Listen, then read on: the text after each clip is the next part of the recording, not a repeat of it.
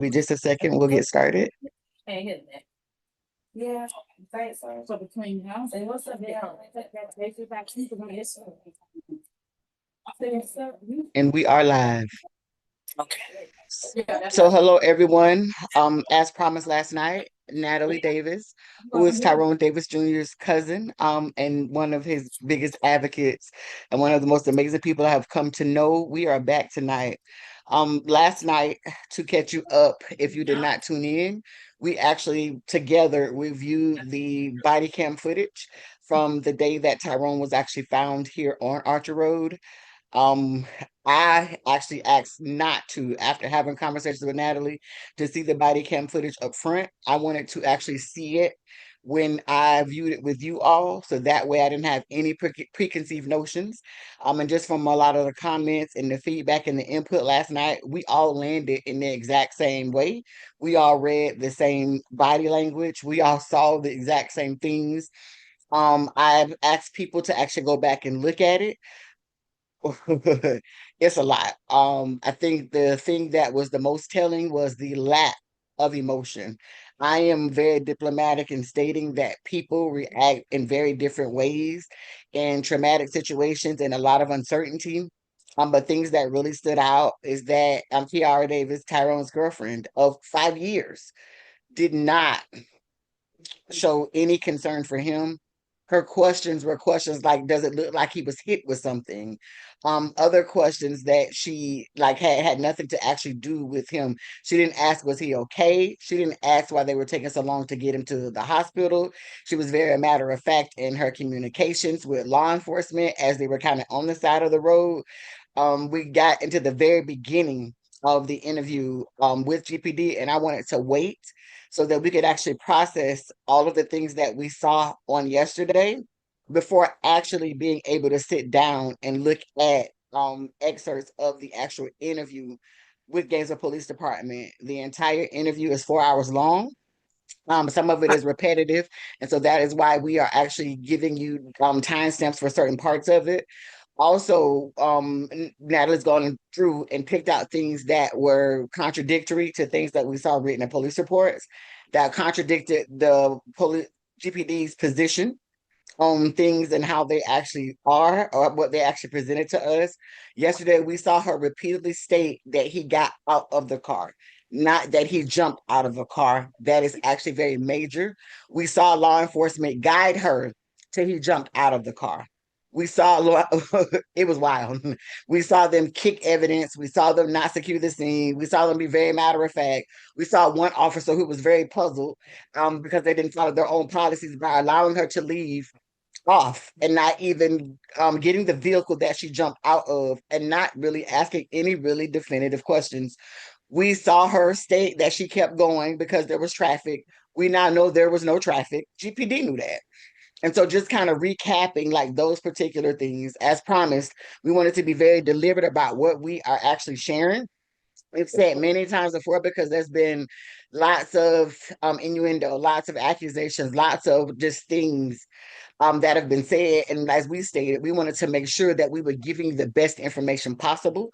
We would always share what information that we had and be able to navigate it. And then always try to clear up any misconceptions actually about anything.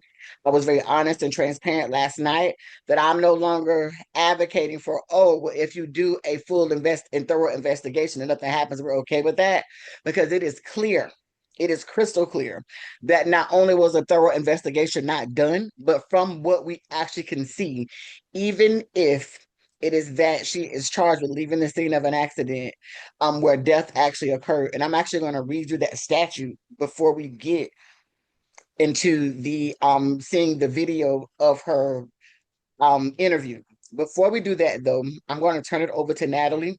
There are two expert excerpts of videos that I want you to see, and both of these are with law enforcement at two different times prior to the actual interview that happened. And I know at least one of them is prior to Tyrone actually officially passing away. And so I think those two are very, very relevant. It shows you the thought process and the mindset of GPD as they navigated this actual investigation. And so that's why we want to share those before we actually get into the interview. So I'm going to turn it over to Natalie for her to add any insight, to share anything that she would actually like to share. And then we'll actually start with sharing those particular videos for you to be able to see. Yes. Just one correction. The video is actually 5 hours, the video of the interview. Okay. So I have reviewed this 5 hour video twice in the last 48 hours just to make sure that I captured all of the contradictions, because there are an extensive amount of contradictions in this footage.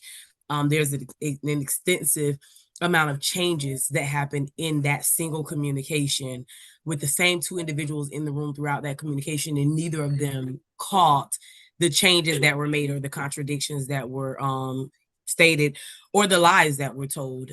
There are some things that were stated that if you listen to further on in the interview, you would have caught the lie. And then there are certain things that would have taken a simple review of information, a simple public record request that we were able to do as a family, and it would have verified that this information was a lie, but no one actually was willing to do the extra work. And that's what is so saddening and disheartening about this whole thing. So I will share the videos, some clips.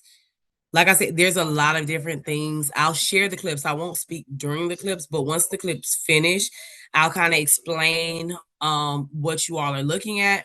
And then if it directly contradicts something, then I'll try to show that the contradictory clip right after, just to kind of help you guys kind of flow through it. So if I'm jumping over the video, that's why. Just so that you guys can see how the different statements relate to each other and how they interact. But I'm gonna start off with the first video I'm going to show is actually a video from the scene. So I know yesterday we went over most of the footage from the scene, and I pointed out quite a few facts about that. This video shows another fact that I think is very important regarding the officer's demeanor on the scene. So I'm going to play the video and then I'll kind of explain it. And then if you guys have any questions or if you guys can't see or hear or anything, just let us know and I can kind of adjust equipment as necessary.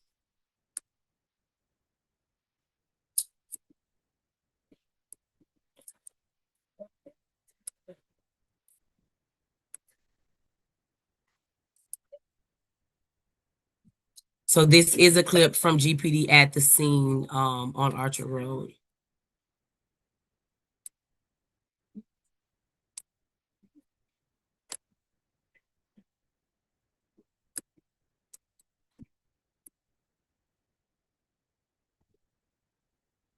Let's see if this.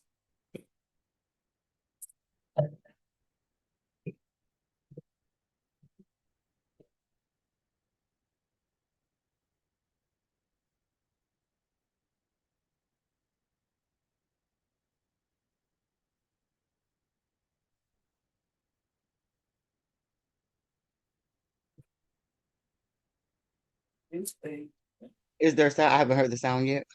You didn't hear the sound? No, ma'am. I don't know why the sound is playing on my end.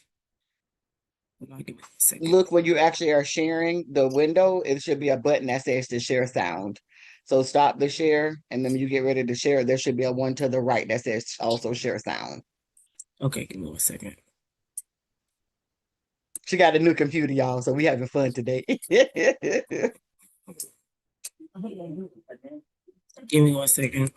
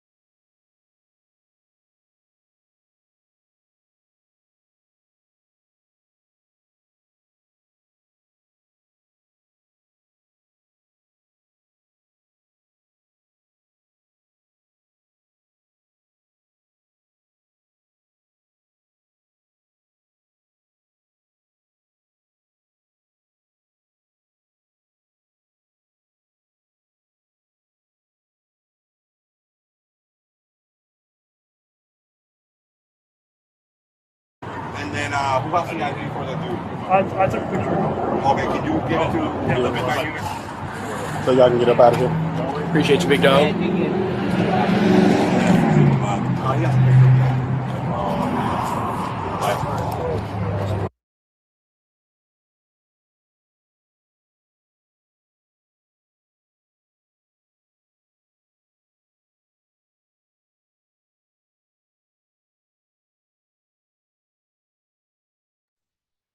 I heard the sound that time. Okay, so you were able to hear the sound with that one. Yep. And what I heard at that moment, it seems like they were in a hurry because they was trying to get off and go home. Exactly. Exactly. Pass the information to midnight shift, cause so y'all can get out of here, big dog. It's time for y'all to go home. Wow. Um and I forgot to look at the actual time frame. I knew it was dark. And so what stands out to me is now replaying what I've read from his medical records and then also from fire rescue. So by this time, a few things that happened. They already knew that he was in critical condition and likely not to make it. And number two, the hospital had already called back to communications to let them know to recode it because it was so serious. And they Correct. still were like, okay, it's still just another day at work. I'm ready to go, is what I Yep. gather. Exactly. That's exactly my sentiment in that situation, is that there was still a complete disregard. It wasn't a concern for you all because y'all shift was over. And I know in most agencies, shift over or not, you finish that call. You do what you have to do on that call. And I feel like a big part of the reason that GPD failed to do what they should have been doing on that call was simply because their shift was over and it wasn't a concern for them. And I want to name this for people that are tuning in. This happens more often than not. So Tyrone's case is not a one-off. The deal is most families don't push forward. Often people fight this battle alone where it's not forward facing, and then people often don't know to either don't know to go get things like body cam footage, or they give you such a hard time with getting it and they make it so pricey that people can't actually get it. And that is the reason that y'all see so much nonchalance and like it's not a big deal, because it's very abnormal for people to go to this level. And I want to name for people that are tuning in, it is so important because we see a lot of times that people will state, well, they did this in this case or different in another case, or they gave justice in the family. If you actually really notice, the way that things get pushed forward and there's a greater level of success is with the support of the family. You can only go so far if you and the family are actual partners, and if we are helping the family to increase the visibility and whatever their case actually is. So I just kind of want to make sure that people are aware. Even as I'm watching this and like, what in the hell? I also know that quite often when I pull stuff, I see this so consistently. So personally, this is one of the reasons that I actually fight so hard, because the people that are often in these positions are very jaded. And then also letting us know it's a both end. We can't stand it. We're frustrated. We got to fight against it. But we also have to get to a point where we understand the importance of having people that actually do give a damn in these particular roles. And then also not just pushing and complaining, but actually pushing in order to change. Yes. And so there is one additional footage I would like to show before we get into the actual interview with Kiara and GPD. So this particular footage is, so just to kind of keep the timeline in the minds of everyone, Tyrone was injured and found on Archer Road on a Saturday. My family was notified Sunday around sometime between 3 and 5 p.m. on Sunday. And so as we are en route to Gainesville, and we've heard these multiple versions of what happened, both from Tyrone's mother as well as Kiara, the questions are already in our minds. And so we immediately reach out to Gainesville Police Department to ask them, what do you guys know? What has happened? What can you tell us? Can you meet us at the hospital? We want to talk to you. We have additional information and concern. And instead of the officer taking the time to actually show up in person and actually speak to us as a family, we got a phone call. And so this particular clip is actually a clip from the body cam footage during that phone call. And I want you guys to be mindful and pay attention to what he says to Tyrone's sister, or to his partner, about a conversation that he's having with Tyrone's sister and Tyrone's cousin. So I'm going to let you guys hear this next clip.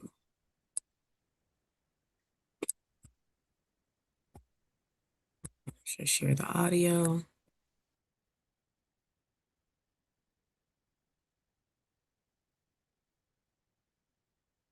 He got out the car and started walking. She told us that he jumped out of the car because of his baby mama.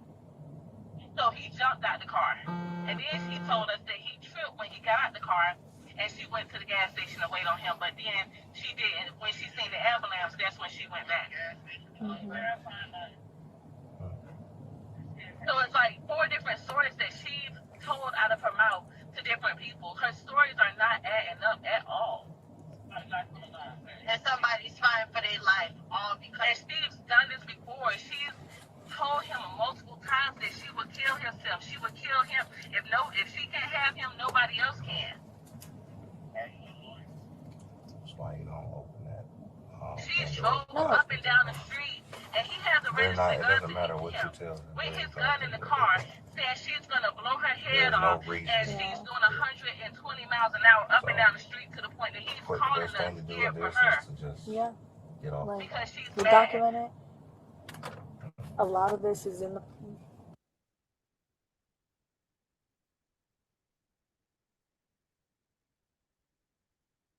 Oh, hell no. Hold on. Were you Hold able on. to hear that? I know he Oh was yeah. whispering. So this He was what I talking over heard. the family. So Go hold ahead. on. This what I let me up. Y'all got family members on the phone with law enforcement that is tasked with investigating this case. You all are making it known that she has clearly stated that if she can't have him, that she will kill him.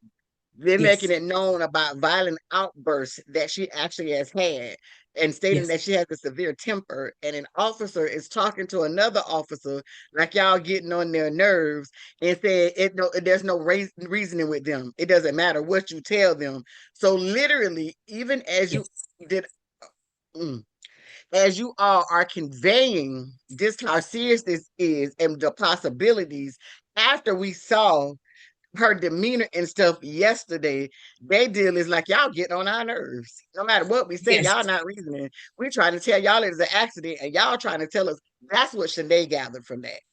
Yes, he actually stated it doesn't matter what you tell them. There's no reasoning with them. The best thing to do is to get off the phone. We are them. So as we're telling you about the history, as we're telling you about threats that have been previously made, as we're telling you about the multiple versions of what occurred and why we have the concerns that we have, we're not choosing to do what a lot of people choose to do and take justice into our own hands. We're giving you the information for you to utilize it to get justice. And instead of you actually listening and absorbing the information that's being provided to you by the people who have a direct relationship with both individuals who you don't know, you choose to say that it doesn't matter what you tell us. There's no reasoning with us. And that the best thing to do is just get them off the phone. Girl, I'm speechless. I am in awe. Yeah. And mind you, it's so vastly different than what they stated that his mom said. So that's the first thing. The second thing that is interesting is when I go, and I should have actually gotten out of the 23-page report. When they actually wrote, oh, it's in my computer, when they wrote in the 23-page report that they spoke with you all, they knew to omit all of this. So they referenced that they spoke with you all, but even they knew to omit that out of the report because they, oh my gosh. Oh my gosh. Hold on. Before we go to anything else, let me give you someone asked a question. One of the questions was, wasn't his friend Jason at the hospital also? Will he know anything? Was one of the questions. So the friend Jason did go to the hospital, but Jason actually went to the hospital with the mother the day after the incident happened. So the day of the actual incident, the mom was notified. We've been able to verify that. The mom stayed in Broward County that day. The next day, the mom went up to Gainesville. And during that trip, she picked Jason up and took him with her to Gainesville. Um, and that's how Jason ended up in Gainesville. So it's not a situation where, because there was a lot of people who were speculating that Jason was involved, that he was up there when it happened. Jason was at that time in possession of Tyrone's Maserati truck, because Tyrone had asked him to go pick it up from his grandmother's house where he keeps it and get it cleaned and clean it for him. And so his auntie house, I apologize. So he had Tyrone's vehicle, and that's how the mom ended up reaching out to him, um, and having him go to Gainesville with them. But it wasn't something where he was up there ahead of time. And we did speak to Jason. He was really willing to kind of give us what he knew. However, he also stated that a lot of the interactions that happened at the hospital while he was there was secretive. In the cut, a lot of whispering, a lot of private conversations, and I don't mean private with medical personnel. And then he also explained that originally he thought we knew what had happened, and he did not realize that we did not know what happened until he got to the hospital and we were not present, because he knew that we would have came. At that point, he realized that we did not know, and he asked and was instructed not to contact us, that they would do so. So that was the extent of his interaction and involvement at the Thank you for hospital. clarifying. So I want to give a follow-up to that before I tell you the next question. And so Uh-huh. they followed up. They stated that they remember that there was a big deal about Jason and Lulu's video, where it's deleted and all, but it wasn't ever mentioned again. And the reason for that is because that video was days actually before this happened, and they were Correct. able to verify that that was. And so that is one of the reasons that we're being very deliberate about the video evidence that we are showing you. We're doing it in real time so that you can actually see what the actual true information actually is.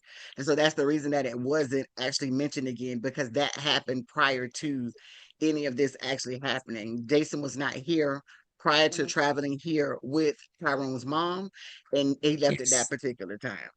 And then Correct. the other thing that they want to know is, does Lulu have any connections with law enforcement?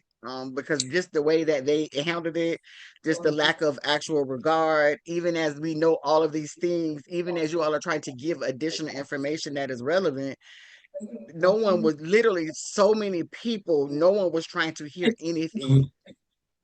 Right. So Tyrone, prior to his death, actually told several members of our family that the a gentleman who she dated in the past was a detective. We do not know what agency this individual works for or who this individual is, but he did state to us that she dated a detective previously. I don't know if that had any bearing on how this case was handled, but who knows? Clearly, there's a lot we don't know about GPD and why they chose to do what they did. Absolutely. Jametta, I can, when I tell you I'm so embarrassed, and y'all know I give like GPD and everybody the business.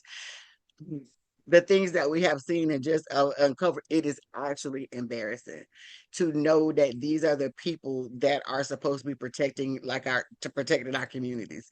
And it's because they went additional steps to embarrass us. And so I've only gotten feedback about the actual the interview that we're about to see, but even from what I've been told about the interview, we're going to be even more in as we proceed forward. So I want to state that. And then I want to respond to one other person who's stating that the video being deleted was suspicious. That's not suspicious. Why would we have a video that is not relevant and only causing confusion to be in the mix of all of this? And that is the reason we were trying to untangle this. The only people who benefit from confusion is Lulu. And so we're not trying to exactly do that. If there is a video that has no reference to anything related And to we their never time posted the traveling. video, so I don't even know. I know they kept saying that the video was there and that it ended up deleted, but the video was never on our pages, so I don't Yep. know exactly who had that video posted and why they deleted it. Yep. But if I'm being accused of murdering or being involved in the murder of my best friend, and this is the video that y'all choosing to use as the reason, I probably would have deleted it too. So Absolutely. So, I and can then the assume that person asked that's about why. the interview. So we're actually about to get into the interview. We just wanted to Yes. make sure that you all just from yesterday and then also today just saw at every step of the way GPD's attitude from the very beginning. And so there was Yes. not a way to do a thorough investigation because there was an unwillingness to see the facts for what they were. There was an unwillingness to collect the information that was pertinent for an actual investigation, and there was an unwillingness to take in new information that contradicted what they wanted to believe, that it was accidental. And so for us all watching her state that he did not jump out of the car, that he got out of the car, and she stated it repeatedly, her story only changed when they kept leading her to state, oh, well, the paramedics say that he might have jumped out of the vehicle. Even when they kept asking her how fast was he going, was it 10 miles, was it 25, she literally just leaned into the manner in which they gave her leading and probing questions. And then even once the medical professionals and the experts at UF Health got involved and said, hey, no, these injuries don't match him jumping out of a moving car, there was still an unwillingness to investigate. And even when we went, before we had all of this information and brought these things up, they was real sporty. They was real Mhm. spicy, knowing full well that, and that's what they said, well, they don't do the investigation. Exactly. That is the reason that the doctors and the ME let it be known that the doctor said that needed to be an additional investigation because the injuries did not match him jumping out of a moving vehicle. In addition to, the research team was able to actually go and do a timeline reconstruction. There's no way she would have been able to accelerate to 25 miles per hour for him to jump out of a moving vehicle going that fast and then be able to hit the U-turn. And so the Yeah. evidence just does not, it doesn't match. And so that's Yeah. the And reason. even the But we, CAD call mhm, where they're yeah. saying traffic homicide investigators need to be contacted. And instead of calling traffic homicide investigators, they chose to change the classification from a traffic accident to a medical emergency. So even when prompted on what you should have done, they still chose to do the opposite. Yep. So very much. I also want to share something about people think she was going faster than that. She wasn't. So the one thing that the expert from FHP has stated, also the medical professional who has done this work for 30 years, also the private investigator, when a person jumps out of a moving vehicle, it compounds the level of force. It would have been equivalent to him jumping out of a 2 or 3-story building. He would have had significant amount of injuries that he did not have. His injuries do not match because he didn't have enough injuries to sustain jumping out of an actual moving a vehicle moving that fast. So that was one of the reasons it was such a, for him to be so gravely injured, and but no other significant enough injuries to match that was why it was such a red flag for medical professionals. So I'm going to read you the statute that we are referencing, that even if you had any other questions, that number one, Kiara utilized to file an insurance claim with the car insurance company because it fits the statute. And number two, what fits in this particular scenario, it's a Florida statute 316.027. And it's leaving the scene of a crash involving death. So I'm going to read you this statute while Natalie gets up the interview, because we're going to actually start to go through that in a moment. So the law is a driver involved in a crash resulting in death must immediately stop at the scene. So the fact that she left him there, comply with reporting requirements, she's not the person that reported it to 911, and render assistance to anyone that is injured. She's also responsible for doing that. She did not do. What you're required to do is render reasonable assistance to the injured person, including transporting them or arranging transport to a medical professional if treatment is needed or requested. So even if by the story that they are accepting that he jumped out of a moving vehicle at 25 miles per hour, she had a responsibility, whether he did jumped out willingly or not, to stop, render aid, and call for help. She did not do any of those things. If the person cannot receive your information or be transported, you must report the crash to the nearest law enforcement agency as quickly as possible and provide their name, address, registration info, and driver's license. If you leaving the scene of a crash involving death is a first degree felony under section 316.027, 1B. It's punishable by up to 30 years in Florida State Prison. Conviction carries a mandatory minimum state prison sentence of 4 years and a minimum mandatory driver license revocation of 3 years. Key legal elements prosecutors must prove a driver is not guilty unless they had knowledge that there was a crash. And so it also states that a crash is not deemed a vehicle crashing into another vehicle. A person moving out of a vehicle, jumping out of a vehicle that is moving, is deemed a crash. She had knowledge because she stated that he got out of the car or should have known that someone died or was injured was involved. And then vulnerable road users enhancements. So then it talks about if they're in pedestrians walking on highways, and other things. So she fits this perfectly. So the way that we know that there was a willfulness not to actually do what needed to be done, because literally her leaving, someone else having to offer him aid, someone else has to call for help, fits this statute specifically. So I wanted to make sure I read it to you so that even you have this statute in your mind, even though I want to be clear, there could be others like involuntary manslaughter, voluntary manslaughter, culpable negligence, because intent doesn't matter in either of these. But even if you're not comfortable with any of those, when we look at state statutes and we look at elements, this particular statute fits all of the elements. And she's aware of that, which is the reason that she filed an insurance claim. And so I don't know the outcome of the claim, but the fact that she's utilizing the same reasoning that we are is very telling. And Natalie, if you one thing, also I just want to go through any of the comments while you're getting everything up. Okay, I have the video ready. Mhm.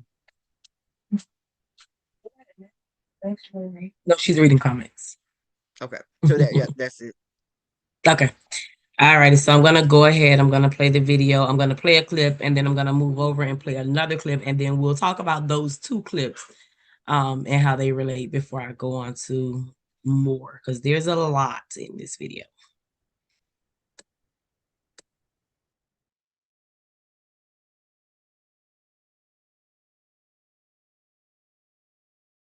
I truthfully don't know. But at that point, that's when he jumped out the car. But how me and Tyrone, what our relationship is, he's never physically jumped out the car during an argument.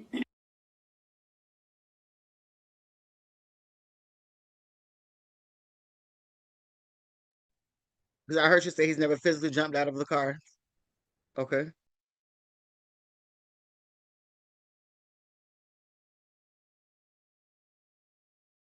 Cause any drama or anything with me. But further into the night, the cousin came, one of the cousins, because multiple cousins, his guy cousin came kind of like a breather. So now I'm like, that's taken care of before I go to Orlando. So no matter what the fuck they say, I'm giving timestamps of everything, of where I was at, when I was there, so that all these accusations they're giving me, nope. T-Mobile was here at this time. Papa John's, I already called them for asking for cameras, but they can't get that out until Thursday. I'm like, do you have video footage showing that my boyfriend was so, do you guys record? Because it would show that Tyrone's perfectly fine, because they were saying, like I think I said it before, that he was unconscious in the car when I pushed him out. I'm like, you're showing that he's perfectly fine. I'm like literally trying to do everything already. So that's why I was like, since I had been trying to talk to you all this time, I've been working on trying to figure out, hey, this is what's going on. Let me tell you this part, this, just so that I'm super prepared, Yeah. I hear you. You're already coming in with feeling like you have to defend yourself. That's exactly how I feel. And it's just like, this is a serious matter. And it's just like, before everything was going on, Tyrone hadn't passed away. So with him passing away, that makes things even more extreme. And I'm just like, they're not gonna put that on me. I get that they want something, but y'all know y'all son. Y'all know y'all son how hype he'll be and how he'll jump out of the car. You guys know that, but you're pretending to not even consider that because you guys want to blame me.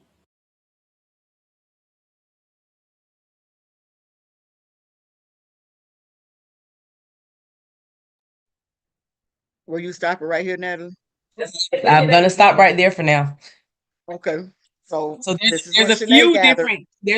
different things on that second clip, but I'll let you tell So us what I'm you going to gathered. start with a few things that I caught up with.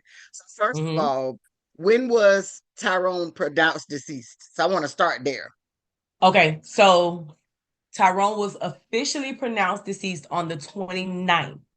However, the hospital agreed to keep the breathing machine plugged up even after he was pronounced dead in order to allow his mother and additional family members to come from Broward County to see him without him just laying flat. So he was already pronounced deceased, but his dad agreed to leave him on the machine so that they would have the he would have the respect for them to allow them to see him in a non-flat state. And So so first of on all, the I got a 30th, few things. So his go ahead mama had already been there. We and all left. know. So hold on. So I'm finna get there, but I got to slow walk this so we make sure Okay, we're all okay, clear. okay. So she had been there. We Yes, know that she knows how serious his condition was because we got on live and read the actual reports from the EMT, and we also read the actual medical records. So we know that even with the coma scale, he was at the lowest he could be. So he was actually near death then. So she saw her yes, son in that state. She left Alachua County and drove all yes, the way back to Broward County. So that's the first yes, thing that's yes, telling to me. Second, if he was officially pronounced on December the 29th, it's December the 31st. She's in yes, there like bubbly. She stated that she didn't yes, call Papa John's. In the beginning, she said that he don't have no history of jumping out of a car. But then in the yes, same interview, she said they know how he is and how hype he get. He'll jump out of a car. The yes, statement was conflicting in like 0 seconds. yes, yes. And this is the reason. So I want you all to know I did not want to review anything. I wanted to see it when you all saw it. So you understood. Mm, okay. So those were the things that just stood out to me. Someone who's just kind of been helping on the side, as we've navigated through this, who has not seen this footage.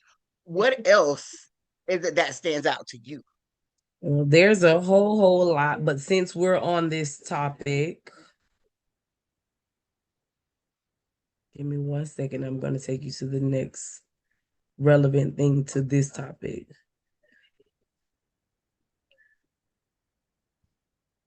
Well, it's two different parts. This is another two-parter, but they both go together.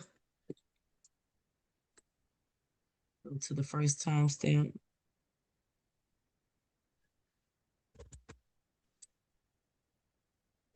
Oh, my Lord Jesus.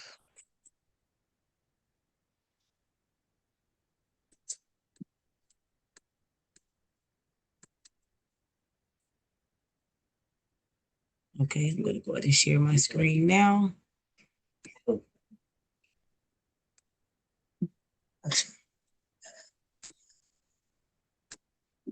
Okay.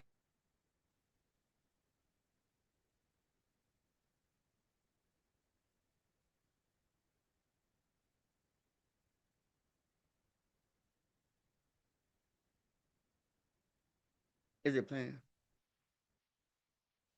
I think, yeah, it's not playing. And I've just been, just expressing to them how I felt, and and them giving me reassurance to not feel guilty because it's not my fault. And his mom telling me, I know my son. I know sometimes his anger gets the best of him, and he was impulsive, I can't hear what she's saying. and my son caused his death.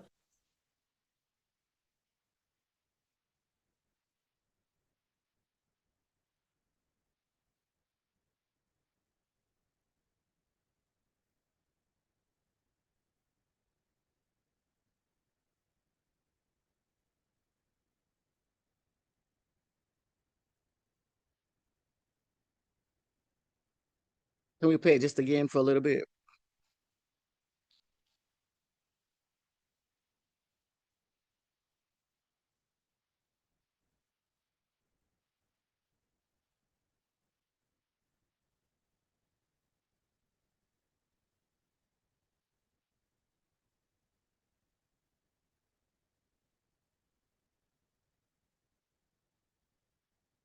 Y'all hold on. I'm sorry. I didn't hear it. So we're just trying to run it back just a little bit.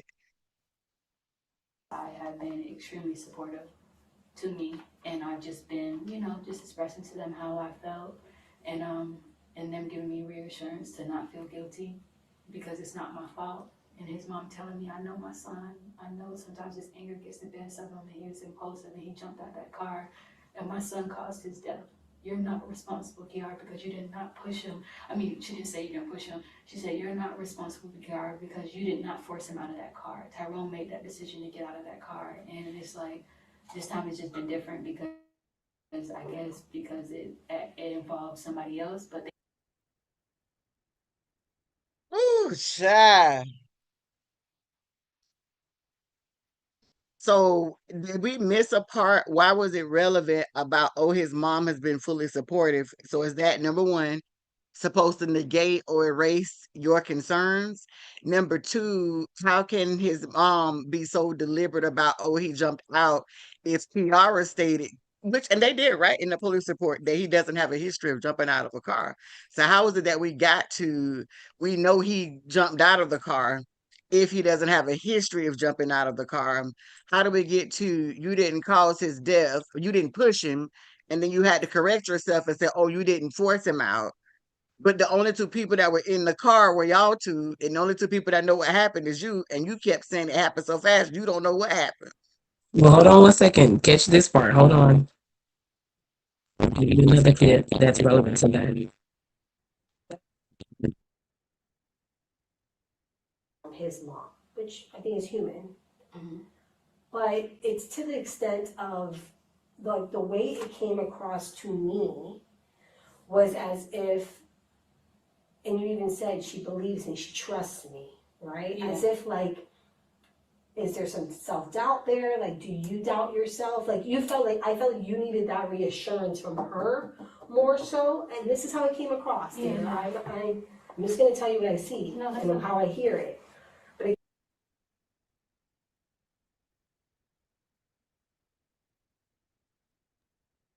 Okay, so I don't know. I know the first part was kind of low, but it's literally Kiara explaining. They were asking her why, like, is her behavior now how she normally acts with loss? And she said no, normally she internalizes loss. However, the support of his mom and his sisters is helping her to deal with this because his mom is super supportive and she's close to him, and his mom is saying, I know you didn't do anything to hurt my son. I know he's responsible for his own death. I know he jumped out of that vehicle and you didn't push him. And then she corrects it from the you didn't push him to you aren't the cause of him exiting the vehicle. So the part that you guys didn't hear because she was whispering, that's what was stated. And then the second part is GPD explaining to her what you said earlier in reference to his mom trusting you and believing you seems like you needed her approval to convince you that you did nothing wrong because you didn't believe it for yourself.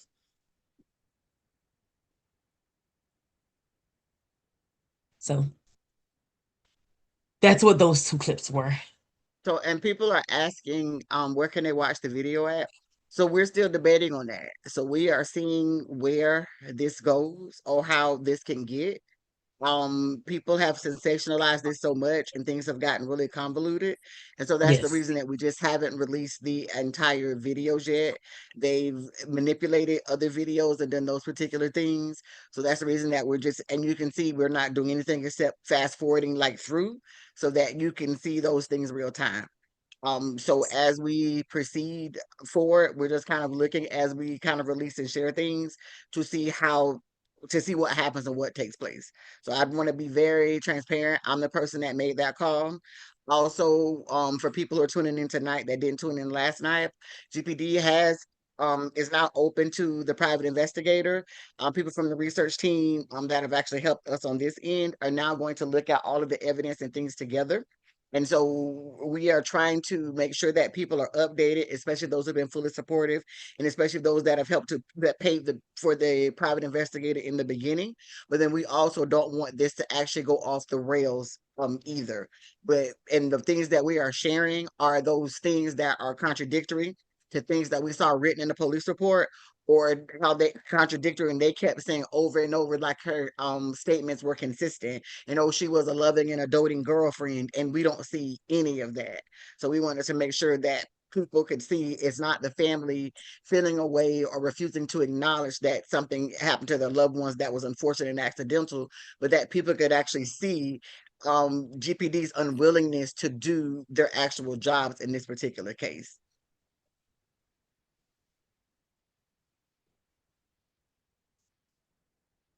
And then somebody else pointed out that her answers are from what other people said.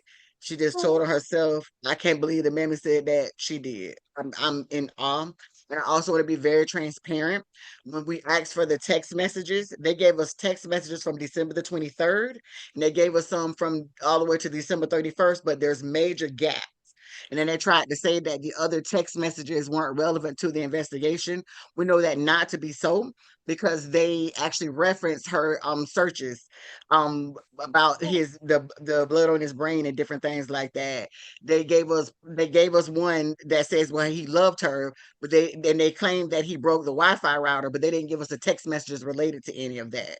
They gave us a text that let us know that he let her know that his gun, one of the guns, was on the floor in the back seat of the car.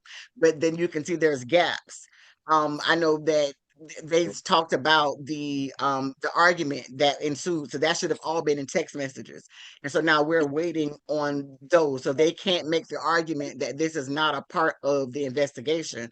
Also, they gave us the text messages where the mom stated, don't let the family that he's close to get any of his stuff, but they did not show us what Kiara stated before that or any of the responses and things after that.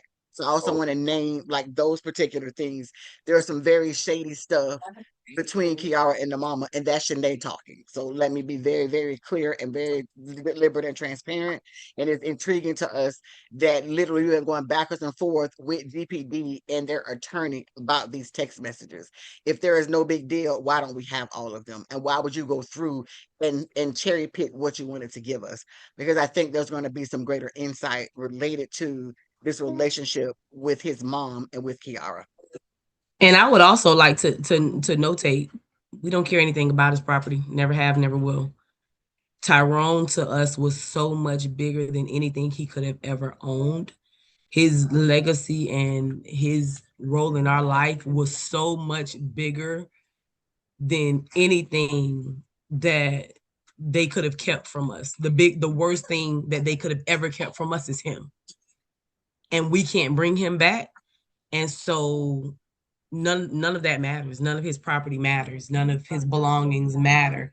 His property matters to us to the extent of it belongs to his children. Outside of that, we don't care. That's it. And I also want to name before she does the next thing. Someone is in the chat stating a lot about a red car. So multiple things. Number one, there was no red car. There was a black vehicle. The witnesses were able to determine that they just got it wrong because there was so much going on, which is also one of the reasons that law enforcement was supposed to have interviewed the witnesses at the same time. So it's like psychologically, details and things like that get skewed as time passes. So it makes no sense that they didn't interview the witnesses until the family pushed the witnesses to reach out to them. And number two, we're waiting. There is a video that GPD states that in the video, it is written in the police report that they got from the Country Inn and Suites that you can see the car pull up, stop. They think you can see the door open and close, and then you can see Kiara see the U-turn, but they quote unquote didn't see how he got out of the car. We want that video because then we can see if the car like accelerated, if it stopped. So we want to be able to see what we can see for ourselves.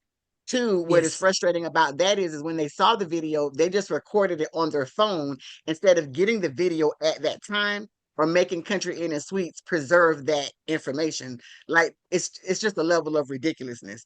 So from the video that they claim that they have, that we are now waiting for the supervisor from records to return tomorrow, as a matter of fact, you can see the door open, and they believe that Tyrone got at that point. So we want to actually see for ourselves. But there was no other vehicle on that road until the black car came up, Correct. which was one of the actual witnesses. So there was no other car. He got out of Kiara's car. Whatever happened, happened from the time he left Papa John's till they got under that underpass. and they passed 5 traffic lights and 2 turns, there was not a reason for them to even be that far down. So we have lots of questions. Correct. So I have the next clip ready. This clip is actually accompanied by a document. So I'll show the clip and then I'll show the document and then we can discuss that as well. So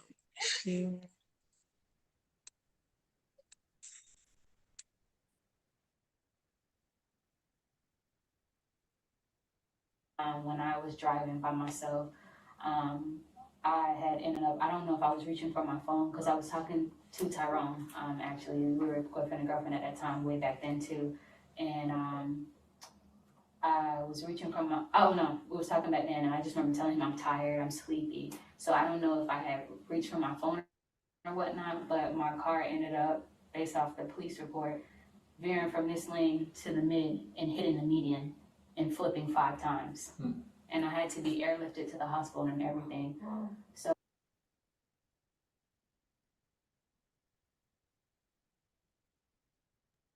okay, give me 1 second. Let me show you the documents and then we can discuss.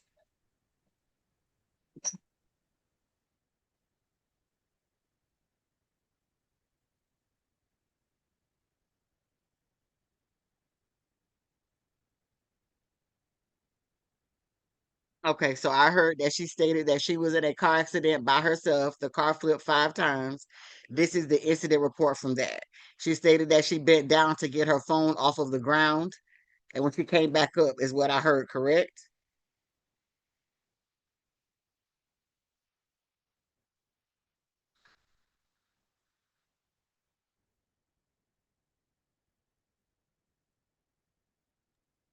My apologies. When I share my screen, it does not share the sound. So that's why you can't hear me. It doesn't allow me to talk. It mutes me when I share my No screen. worries. But yes, that is absolutely correct. That is what you hear. Hold on 1 second. Okay, here's the okay. Give me 1 second and I'm gonna share my screen again to show you the second part to this.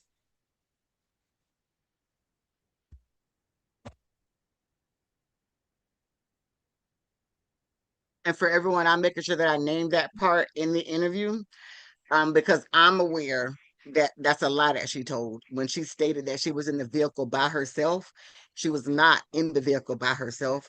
She was in with a significant other. So a very similar situation to the one with her and Tyrone. And the reason I'm flagging that is so Natalie is putting it up so you can see the report yourself. We didn't make this up. The significant other is actually named in the actual report. When reaching out to him, the accident was so severe, he does not remember what happened. But my question is, why did you lie in the interview with DPD and state that you were in the vehicle by yourself if it is not that that person can state that there was more that happened in that vehicle than you're willing to admit? Why would you tell them about a time that you were in an accident and purposely lie and state that you were in the car alone?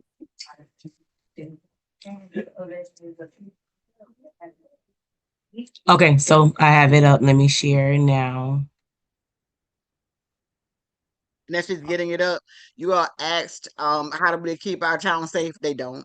So this whole deal with traffic investigations, people being hit by cars, traffic accidents, I can show you multiple times where they have not done their due diligence and justice has not been done at all, or it's been very minimal because of so much important information that wasn't gathered.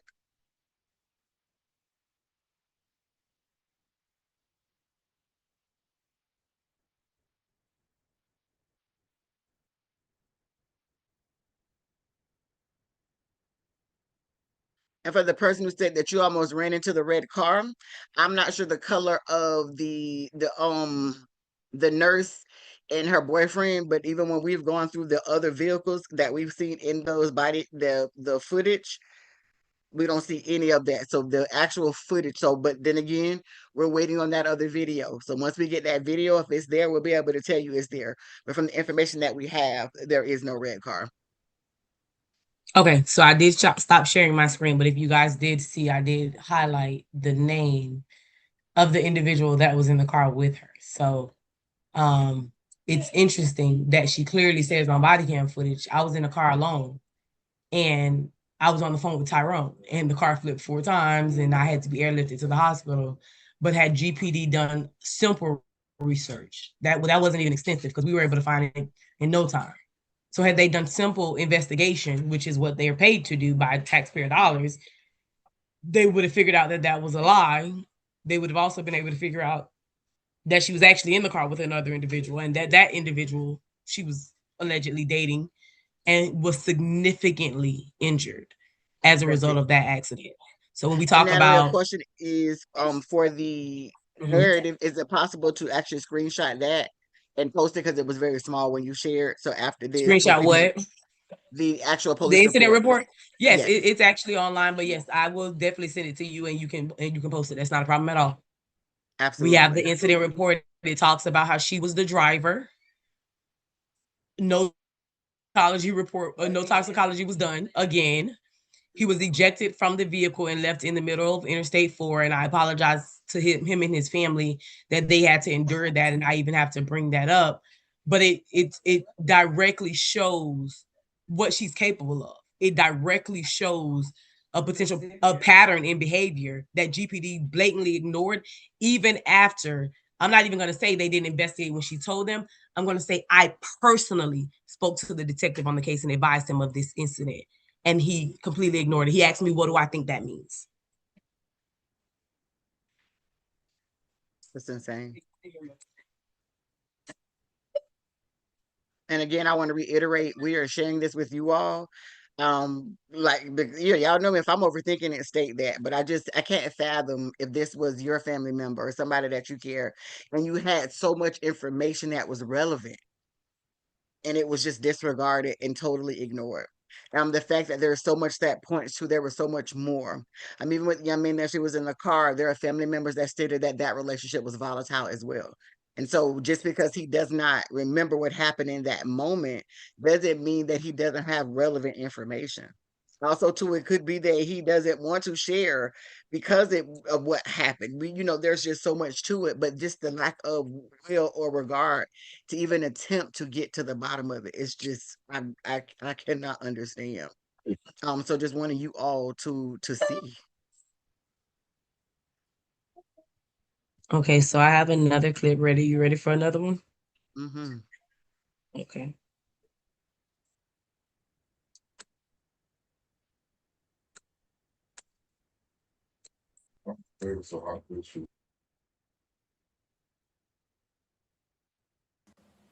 Sorry, to escalate, or like not escalate, but what is the right one? Accelerate. Accelerate. No, it's okay. I have a long day. Accelerate that maybe could have helped. Possibly. I mean, if you're in the, I'm just Yes, a lot of factors that could have did it. I mean, yeah. I would imagine your speed did increase because you're on the roadway and then you're driving to the gas station. Yeah, Is that fair exactly. to say? Yeah, and when I initially was driving, I didn't know where my endpoint was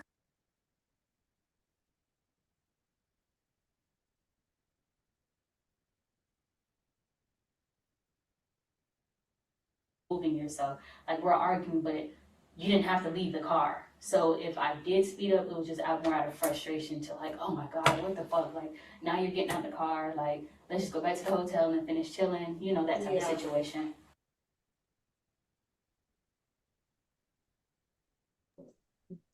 Okay. And this is She's less fed than up. 48 hours. This is less than 48 hours after he was taken off the breathing machine. So I want to keep that in your mind. This is literally less than 48 hours after he's taken off the breathing machine. I'm sorry, less than 24 hours after he's taken off the breathing machine, less than 48 hours after he's actually pronounced deceased. And she's visibly stating, the officer asks her, is it possible that acceleration is what caused the car door to close? Her statement is, it's possible. A lot of things are possible. And then she goes on to state, if I accelerated, it was out of frustration. How does that not qualify as you being responsible for his death if the conversation at this point is, could your acceleration have led to him being injured? But Just I'll let you. one of the people even stated it is so obvious. Why are they leading her? They are giving Exactly. her the words to say. And then, in addition to the lack of emotion, the lack of tears, like there's still no concern. She was like, I was like, oh my gosh, like what the fuck? We could just go back to the room. Like it's just so like Yeah. And chill. Yeah. And he's deceased at this point. He's no longer with us at the point that she's having this interview.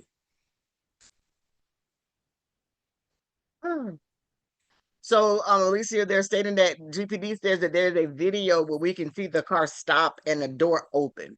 If you can notice, we double check everything that they say because literally many of the things they said, like her story being consistent, the story was never consistent. It was their story was consistent, and she started to change and evolve her story to match their narrative, and that is very, very clear. This I can show you a lot of more interviews where people were actual victims that was a whole lot more strict than this was. They look like a bunch of homies just having a conversation like they're talking about fishing of the weather or something, not about a person that exited a vehicle and passed away. I'm having a very difficult, and I'm a person who's not very emotional when it comes to sad. You will absolutely know I am absolutely moved when you lost somebody that is close to you that you've known for 10 years and been in a relationship with for 5 years. I'm in awe. And then what is interesting that I want to point out that I want you to, when you see her behavior, is how she has gotten on social media and act like she's giving a damn. Yeah. Oh, well, speaking of emotion, I'm now going to show you a clip from the same interview where she finally shows a little bit of emotion. But I want you guys to listen to both what she says and watch her demeanor because it's important. And I don't see how GPD missed it, but I did not.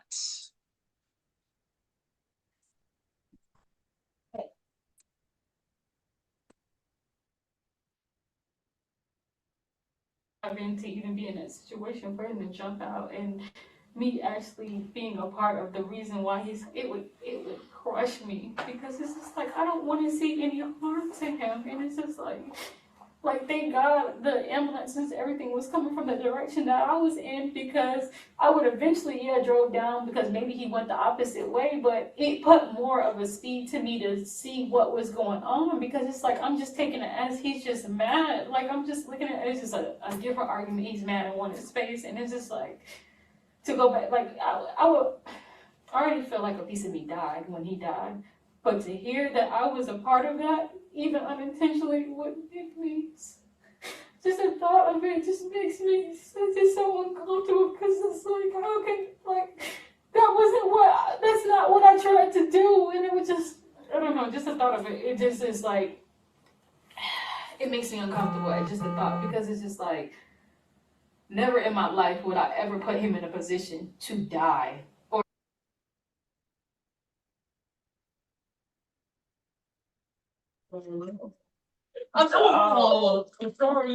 oh my fucking gosh.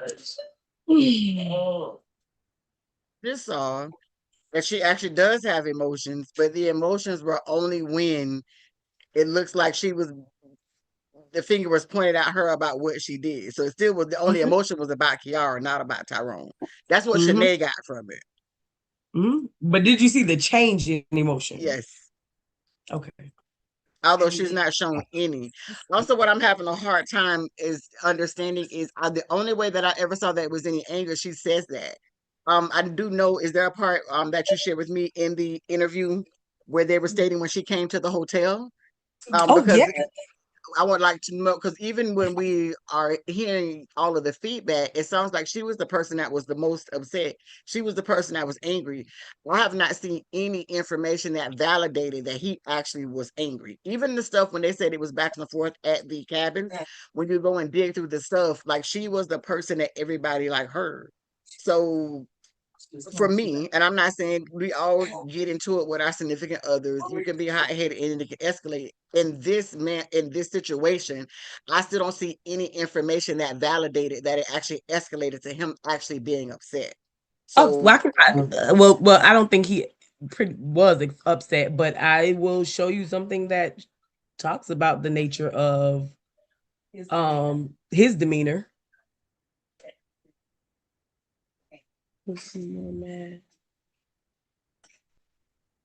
Well, I think this is that part. If not, this is something very similar, very close. Give me 1 second. It talks about demeanor. In that moment to you. Mm-mm. Okay.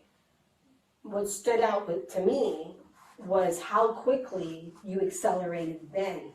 Oh yeah, we both speed off when we're mad though. Okay. Like I got video camera at my house with my dad of us speeding off. We both do. Okay. But yeah, he was getting Okay, stuff does out of anything stand out in that moment to you? Mm-mm. Okay. What stood out to me was how quickly you accelerated then. Oh yeah, we both speed off when we're mad though. Okay. Like I got video camera at my house with my dad of us speeding off. We both do stuff. Have a habit of doing that. Yeah, Is like that we right? just speed off. Like yeah. Okay, because to me, like he can't even like get out of the car fully, right? Without you. He's closing the door. Right. He's Oh holding- yeah, I was about to say, well, he wasn't getting out of the car though. He was just grabbing stuff out the car. Right. Okay. Yeah. So be it. Right. I Yeah. mean, not saying exactly right, but like yes, Yeah. he's getting out of the car, his stuff out of the car. Yeah, I understand. And he's closing the door, and like you are, like, as he's about to close that door, you're already starting to accelerate, and to the point where you run over a curb. Okay. And you do it again at the circle, okay? But I'm just saying, like, you ran over that curb, and then You said I run over the curb at Circle K? both places. Oh, okay, Yeah. okay. What? Oh, okay. Okay. So hold on. Get worse and worse for DPD. So what now I heard her say is that at the hotel, he was trying to get his stuff out the vehicle. She done accelerated and then accelerated so fast he done almost fell and she hit a curb. And she hit a curb at the Circle K. Yes. So it's a good Oh. explanation is what we're stating. Also, too, I want to name for everyone else an important puzzle piece. Yesterday in the videos, when she stated that his wallet was in the car, she wants us to believe that he got out of the car willingly and left his wallet.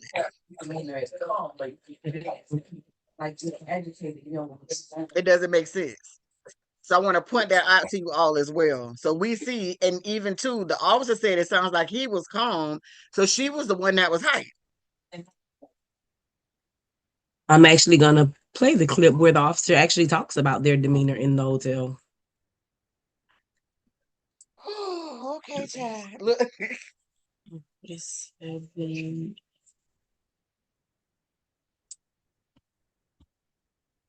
Alrighty.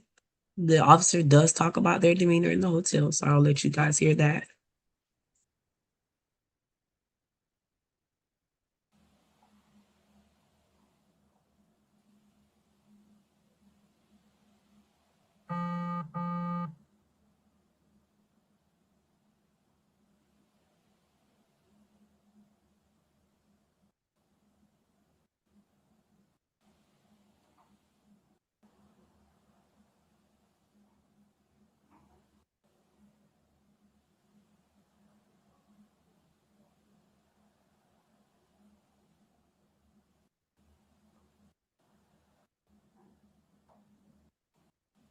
Asking about tell you when I got out the car With my dad of us speeding. was how quickly. But yeah, Got all his luggage and everything out. Yeah. You yeah, our issue sometimes in a relationship. yes, certainly. So you guys are already not getting along. Yeah. Then we have on camera a moment in time where he is getting out the car. On there, it's either like I'm aggravated, normal couple, right? Yeah. Like I knew it had to be something quite important, like to him or to you, Yeah. because when I look at your face and on there, it's either like I'm aggravated, like it is obvious, and it looks like you're more upset, to be honest, and maybe you just present that way. Fucking death, and try to make sense of it. I just think that plays a role in this. So I want to make sure, like I said, we get to the bottom of certain things. Okay. You guys are in a disagreement. Yeah. You guys are not getting along. It is obvious, and it looks like you're more upset, to be honest, and maybe you just present that way. He's more. I'm like when after arguing, you're gonna tell that I was mad. And Your then, body language yeah. is showing you, and that's why when you were telling me, you know, like initially, like you were just like we argued, we're like a normal couple, right? Yeah. Like I knew it had to be something quite important, like to him or to you, Yeah. because when I look at your face and on there, it's either like I'm aggravated by this man, or something. Yeah. Like it's a completely different Kiara than who's sitting in front of me right now. For sure. You're upset, you're Yeah. angry, you're not getting along. Yeah. It is a And it's a topic that is of concern, right? Yeah, or an issue sometimes in a relationship. Yes, certainly. So you guys are already not getting along. Yeah. Then we have on camera a moment in time where he is getting out the car.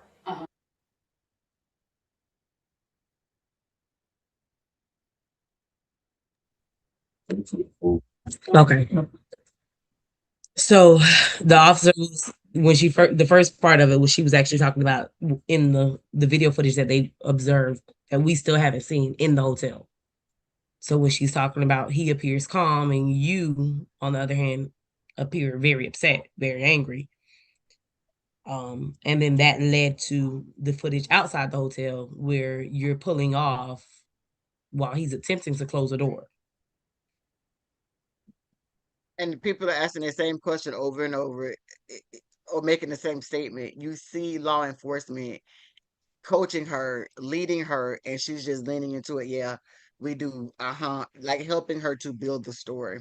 Like at multiple times throughout all of this, you see them helping her build the story.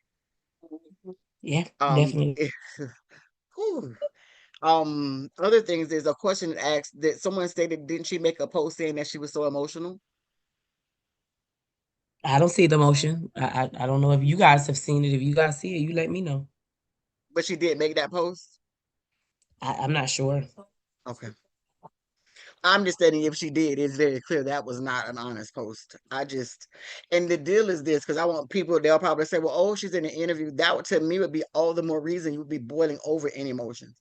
You would be bubbling over in emotions because you've lost somebody that you love.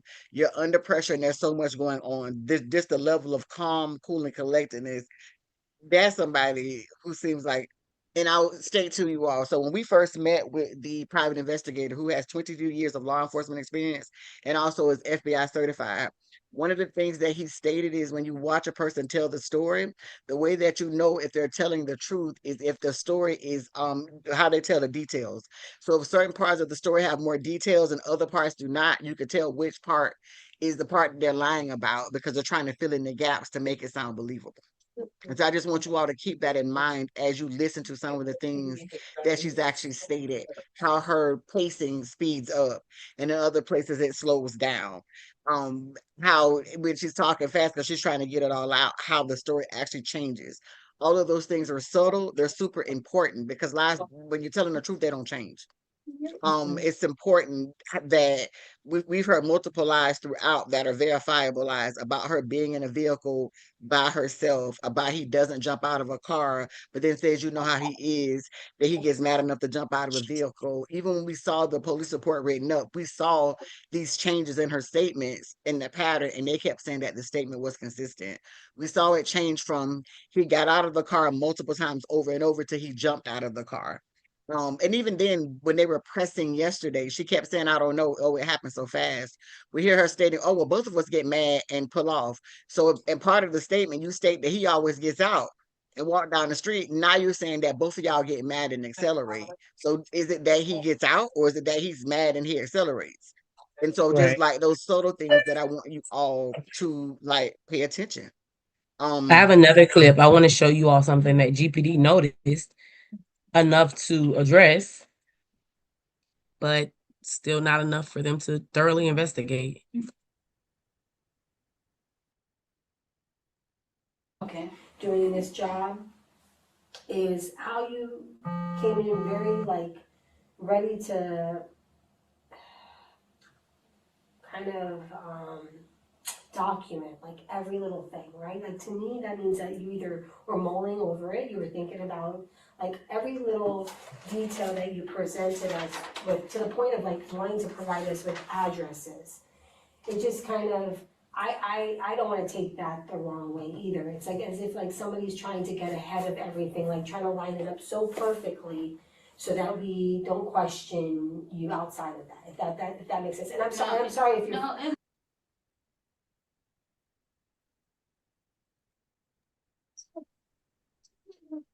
exactly. Do you want me to say anything else? Exactly.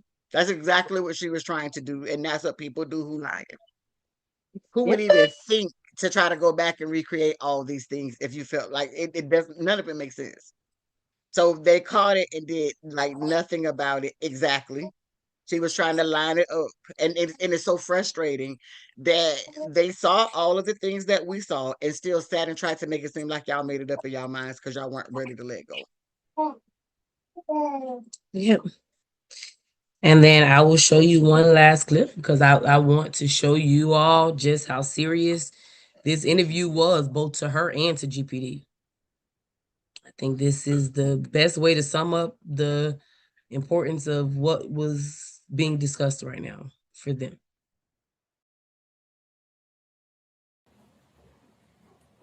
Enjoy. Thank you, thank you. I actually love sweet potatoes, so. Yeah? Mhm. So,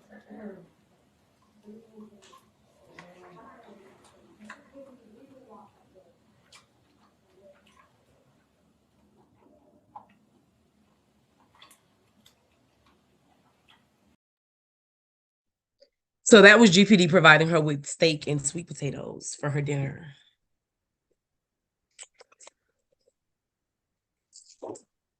Oh my Lord. Look, mind you, the rest of us probably wouldn't even be able to eat. Right, but hold on. They want you to see that full clip because they said I didn't show you all the meat and potatoes in that clip. Give me 1 second. They want you to see what led up to them bringing her the dinner because it was the conversation before. Give me 1 second.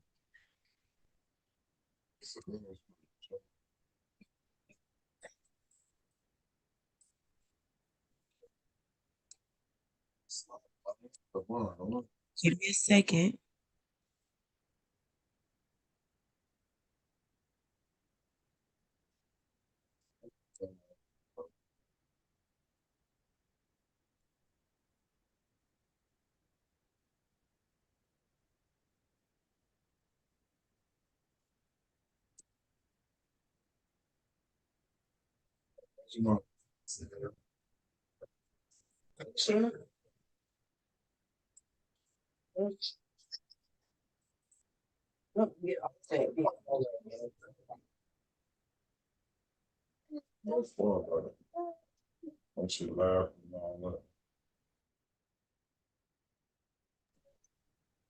Okay, I got it. I'm gonna play it now.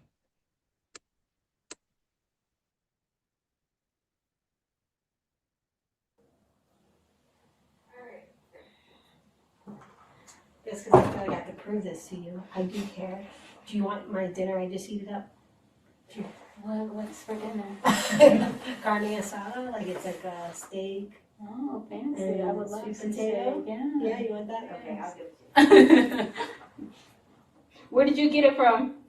Oh, girl, you're gonna get picky on me? No, I was just curious. I'm not, I'm not from here, so I'm So just what it curious. is was it's called Ideal Nutrition, Uh-huh. and they have like pre-planned and Oh, okay. made foods. I would love a nice steak dinner. Well, This is it's a definitely microwavable steak memorable. dinner. I'm getting steak dinner on New Year's Eve at a police station. I mean, that's memorable for Yeah, sure. it is. Okay. I think you might be the first person in these rooms to get a steak dinner. I'm sure. We'll take that as a good sign for everything.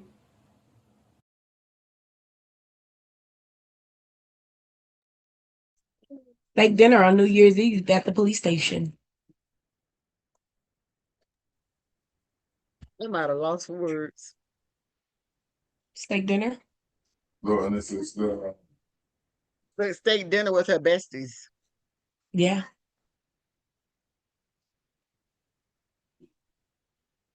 Yeah. So when you have a family that's dealing with the loss of someone who we love beyond words, and we have to watch an interrogation that ends with the steak dinner and laughter and kikis and happy moments and that's not hers. That's not hers. And just that type of nonchalant disregard, don't care. And this was recorded, like I said, less than 48 hours after he's pronounced deceased, less than 24 hours after he's taken off of the machine that he was left on, and you're having conversation with a complete disregard for the fact that you nor us will ever see him again alive. It's the words that I have to describe it are not appropriate for social media. I'll just say that.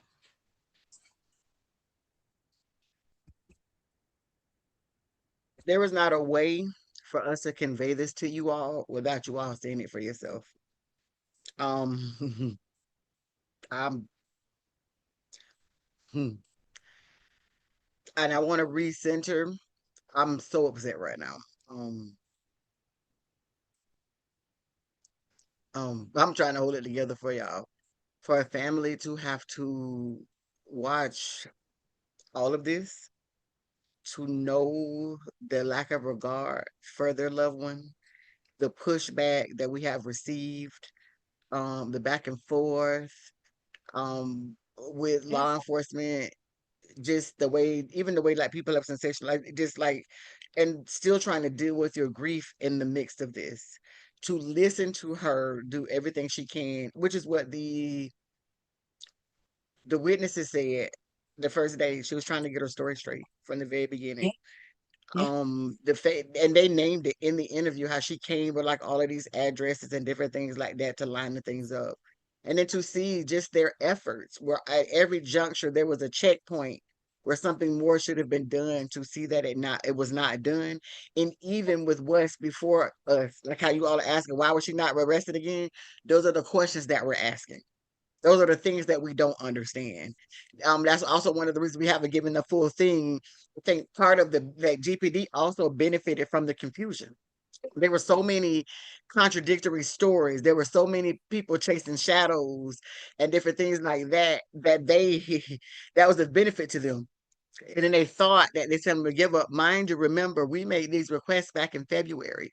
It's July. And it's just because we were persistent and consistent and would not actually give up that we are here.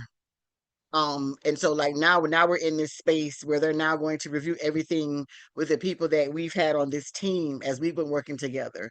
And then it's those next phases about like actually where to go.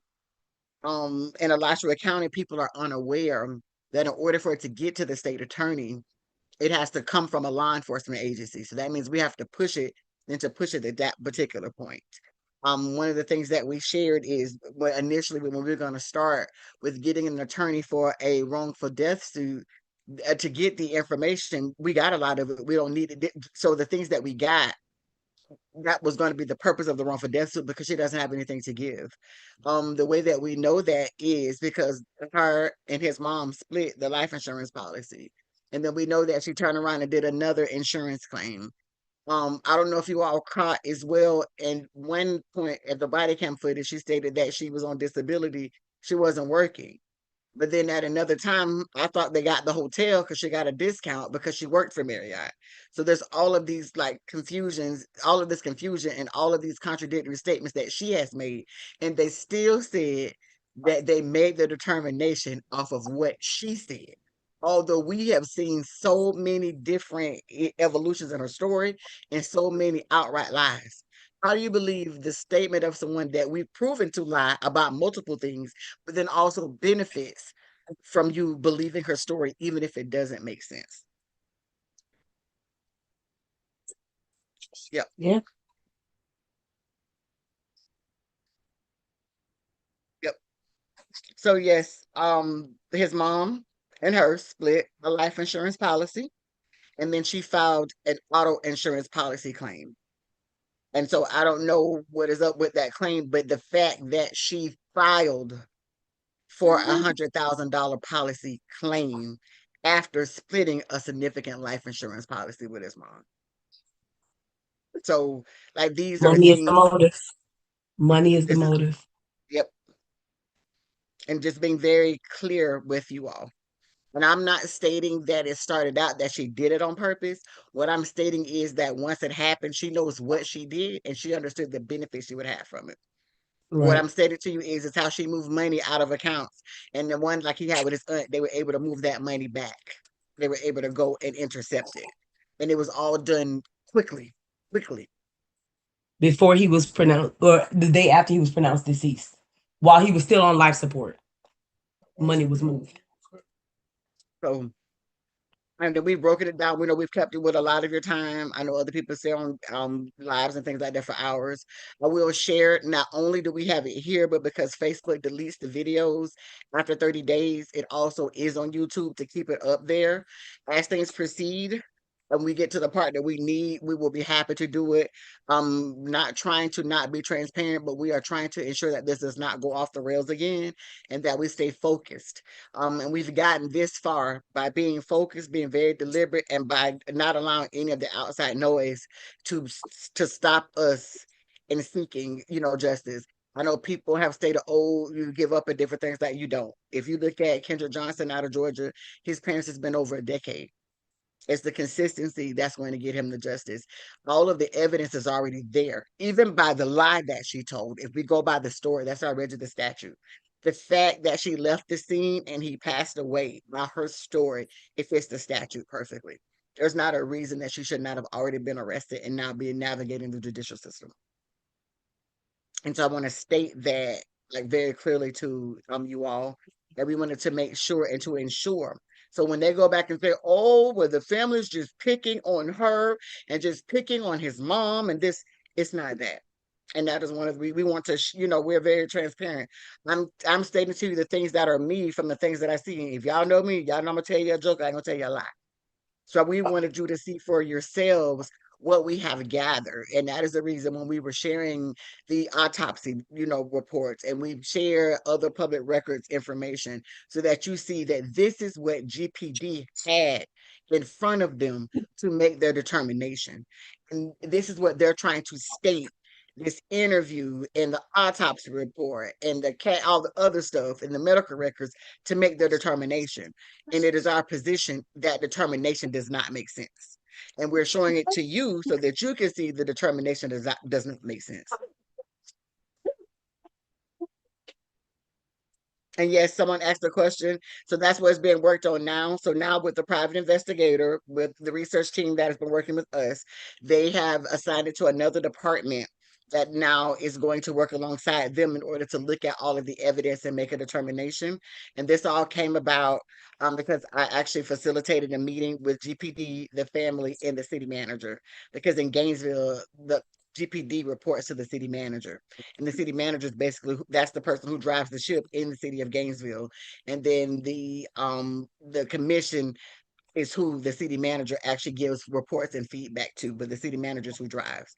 And so, as I stated before, they were saying some advocacy had happened and they were sending the mom there. I was telling people that's not the levers that needed to be pushed. So we had to do everything that we were supposed to do to give GPD the opportunity to try to rectify this. And then when they did not, we've gone to this. Another puzzle piece that happened is that we're navigating. GPD attempted to get charges filed against me when they had a fraudulent DCF report because of me helping to have my foot on their neck. And so when we went into that meeting, it was to clarify that they did not count on that leadership at DCF was going to be like, "Oh hell no, this is not appropriate because we're just trying to do the right thing." And so just being like very strategic so everything can't be out in the open and forward facing. And as I told you all in the beginning, some things are slow moving.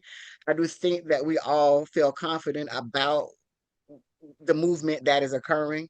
We also feel confident because of the level of transparency and what we can see. We are still waiting on the videos from Papa John's, from under that bridge, from the hotel. And once we get those, we will also be navigating like, hey, what happened so we can see for ourselves. And then we still want those phone records. We believe that there's also some very pertinent and important information also in those phone records. And then there's some other things that now that we've gotten this, that I'm working with the family on to get some records from some other places that were prior to this incident that we believe will be very relevant in the things that have happened. And so, it's a shame we got to do our own investigation. It's a shame that the family side takes off so much energy, but because of their persistence and their consistency for their loved one, they haven't shown it just in their words, they've shown it in their actions. That is how we are here. So it doesn't matter what picture people have tried to paint. It doesn't matter what people are trying to say is or isn't. It absolutely is those things. And you can see it by the things we've been able to accomplish and the things we've been able to obtain. So those are the only things that I wanted to share with you all. I'm actually going to turn it back over to Natalie for there's anything that she actually wants to share. For us, there may be an update in the next week or so once we get some of the additional information, or if there's other things once she's continues to go to the footage that wants to come back and present. We'll keep you all posted as it relates to that. Those are the things I want to share on my end, and then I'll turn it over to you, Natalie. I want to state that I kind of had to mute for a while because as a family, we are emotional. But we are not emotional because we're tired. We're not emotional because we can't do this anymore. We are emotional because we love and we love hard. And we believe in accountability. We believe in a job being done appropriately.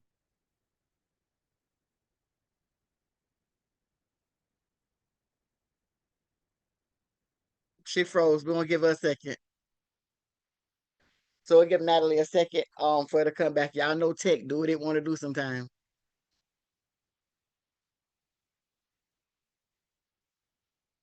It won't let us be great.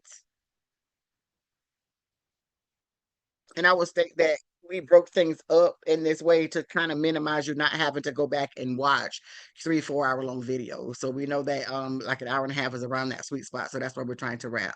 And so there My she is. apologies. My computer actually died. Um, but I just wanted to make it clear that our emotion is out of love. Our emotion is because we know that everyone was in a role that should have protected him, that should have stood with him, that should have been able to give us answers, failed. And I mean that from the woman he loved to the end of the world, to the woman who gave him life, to the police department that was tasked with doing this investigation, he was failed. He was failed. He was disregarded. He was kicked like the evidence on the side of the road. And for us as a family, the way we love, that hurts us like we were kicked because we can't help but think of every other Tyrone Davis Jr. that does not have a family that's willing to go through what we're going through right now to make it happen, to get the answers, to figure out what happened to their loved one. And again, this happened on a Saturday. We didn't get that call until Sunday. So for 24 hours, he laid there without the people who we know love him. He laid there alone. He laid there without his true support system that has stood by him in life and in death. Without his children, without his father, without his grandmother, without his siblings, without his cousins, without the love that this family has shown him, the love that so many people had for him, there's no reason he should have been left in that hospital for that time without some love, some real genuine love. And he was left there. So, yes, we are absolutely emotional, but we are using that emotion to drive this fight. And we want accountability across the board. And as much as I want her to face responsibility for what she did and her role and what happened to him, I want every individual that played a role in what happened to him, how it was allowed to happen to him, how it has been 7 months since it happened to him, and no one did their job or held these people responsible or was accountable for their actions or the actions of others. I want everybody held accountable. And for those who haven't figured it out already, when Shanae says she's relentless, David Strong is relentless. We are not done. We are not stopping. This is just the beginning. It's not about the last name. It's about the movement. It's about the love. It's about the legacy. And we're not done. This is literally just the beginning. Absolutely. Thank you, Natalie. I did want to answer two questions. One, it's under my same name on YouTube. So Shanae Jackson, the accidental activist, is also my YouTube page, which it is will be there. And that's only because so it's the exact same video you see here, just because Facebook automatically deletes after 30 days. And so that way people can find it after that part if they need to. For people who jumped in late, the videos are here. That's why we've played them amongst this stream so that you all can have those. As we proceed forward to see how things go, as things proceed, we may release the full videos. Right now, we just want to be transparent, but then also minimize and keep any damage control that is actually down. The other question people have asked about how we know about the actual life insurance policies because we are aware that he did. His mama, Kiara, was the beneficiary on the life insurance policy. I'm going to be very candid. Like, this is what this is about. And I believe this is why his mom aligned with her is because they split the policy. But and then with the car insurance policy, um, that's what she's able to do. It is deemed an actual accident. She was able to file a claim with her insurance company because it fits the state statute for an accident. People have And we don't asked if even it's care. We just let to me finish. be blatantly honest and open. We don't really So care about the policy. But no, when I'm Tyrone answering because people originally are asking. created, Hold oh hold no, up. I was just Go saying ahead. they want to know how we know about the policy. Yep. When he created the policy, he bought documentation for his Mhm. policy. He was at her house when he created the policy, but also he bought the documentation for the policy to his aunt and asked her to keep a copy in the event that anything happened to him. And so, with having that documentation, she was able to learn about the changes that were made to the policy subsequently after he gave her the documentation. So Absolutely. that's how we The know other about question is people ask if the children got anything. No. no, So absolutely not not. much as a pair of shoes, not so much as, hey, I'm calling to check on you and make sure that you are okay. I'm being very candid, like about this. Someone suggested, yes, probate is being set up for the children so that they Yes, will have whatever is left in the father's estate once they turn 18. It never correct. was about any of that for this family. I know people alluded to that because it was on the other side. If you've noticed that even after the initial support from the private investigator, when people made it such a big deal and turned it into chaos, they've done everything else out of pocket and not asked anyone for anything. And so the support with the private investigator is because people wanted to see how they could help. But once people turned around and made it very chaotic, this family has pushed forward. It never was ever about that. It was about justice for their loved one. And so Yes, I want to state that as it relates to those things. So just clarifying those particular questions. I mean, even for them, his children they've been made are doing well. Natalie has stated that multiple times. They are honor roll students. Their deal is and that's important to me. His son has stated at one time that he thought that we had given up on for his father, so I'm stating that very clearly and deliberately. We have not, and stating that for all of you all, and that I'm glad he gets to see that we are proceeding forward. It's just been a slow going journey, and we will continue to do that on his actual behalf. And they are making sure that they have everything that they need. So yes. it's about each person. So the fact that they've not taken it upon themselves to support his children, each of them have to deal with those particular decisions. I will state that this family has definitely done those things without a complaint. And so And that's those being a children person. would and those children will want for nothing. They will go without nothing. I did state a few months ago his son's birthday came around. We made his birthday absolutely amazing. He wanted fishing. We went over 30 people fishing. Everybody went and bought fishing poles and bait and all of these different things. We didn't know anything about fishing. We got some guys that they knew from the neighborhood back in the days, and they came out and they taught the family how to fish because that's what his son wanted. And his daughter wanted a prom, and she went out with a bang. We went and we got her what she wanted. We stood as a family and we made sure that she was absolutely beautiful for her event. We made sure that everything that they needed, they have an amazing mother who stands behind them 10 toes. But David Strong is their biggest advocate, their biggest supporters. Broward County loves their dad, Broward County loves their family. And for that reason, we will all continue to stand behind them. And no matter who chooses to or not to, they will be good. And so we want to name that. So thank you all for actually, tuning in and getting information and asking very valid questions. And so we want to tell you all to have a good night. And like I stated, probably won't be tomorrow, but as additional things come, we will do the exact